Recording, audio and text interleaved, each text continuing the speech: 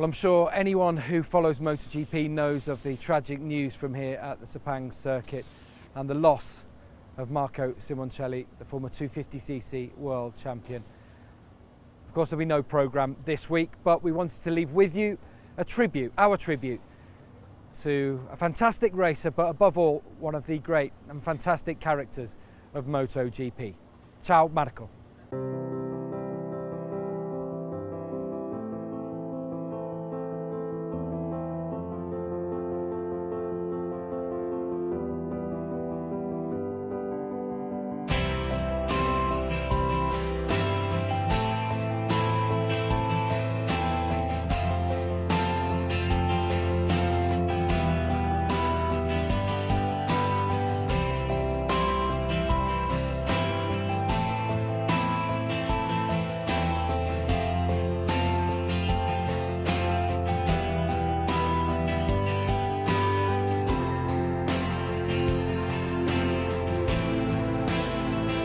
The MotoGP family mourns the loss of Marco Simoncelli at just 24 years of age. But it's also a time to celebrate the life of a fearless competitor and a champion on the track. As someone who was genuinely unassuming and charming in person. In second place, Marco Simoncelli.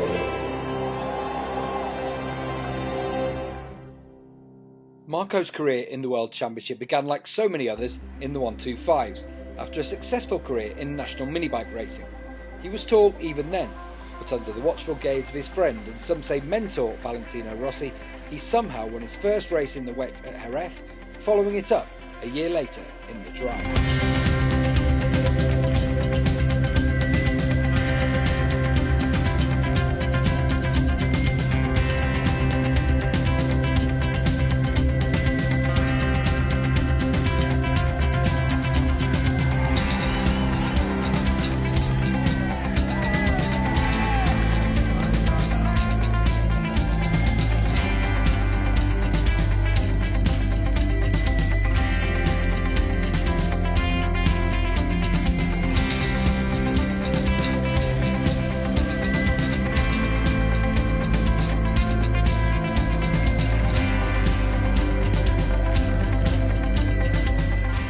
Into the 250s in 2006 and took time getting the Gilera to work around his tall frame.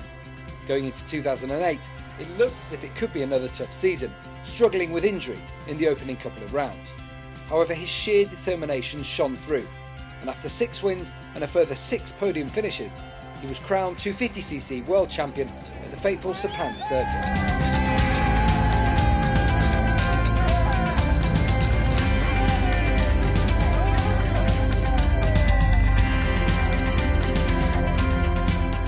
Hard the following year too, taking another 6 wins before making a move into MotoGP. His style seemed suited to the big bikes, and he was pushing for podiums by the end of his debut year, rewarded by Honda with the factory bike for this season.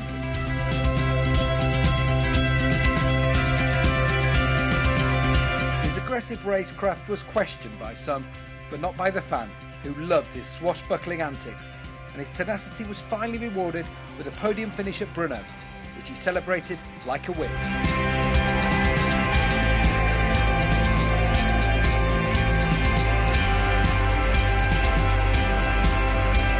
Second place at the Australian GP suggested a win was not out of the question before the end of the season until that tragic afternoon in Malaysia.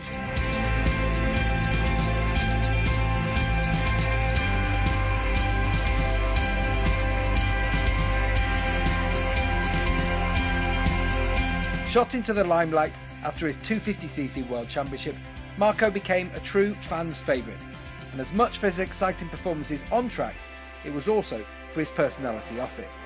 He was quirky, gangly and a little bit awkward, but to a T he was polite, humorous and always had time for everyone, especially the fans.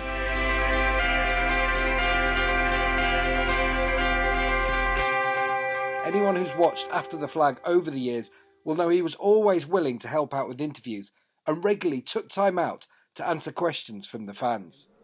The question that they made a lot of time is why when you cut your hair and in which way you can put your head in your helmet. This is. I think they made this question to me 1,000 times, more or less.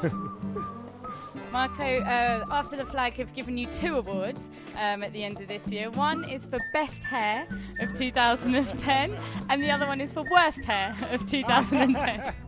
Thank you. I'm very proud of these 2 awards and I wait in my home the award, the material award at my home that you sent to me. No, we have them right here. So the award for best hair is this, and the award for worst hair is this. Thank you very much. Very much.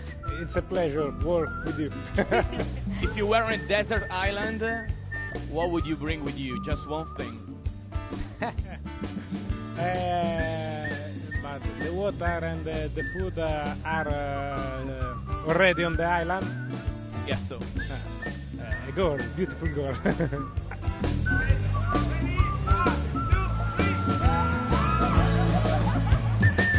Have to ask, we've had lots of emails in asking about the hair. I'm sure everyone asks you all the time. First of all, when was the last time you had it cut? But the last time I cut before Indianapolis racing.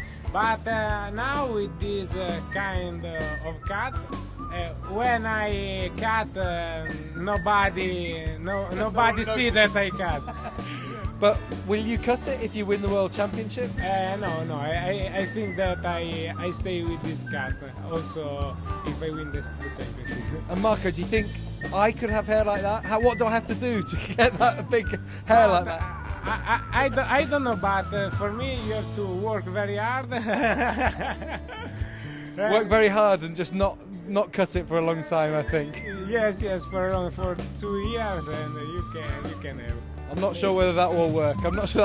Thank you very much, Marco. Congratulations on the win today. We salute you, Super Sick. Thanks for the fantastic memories.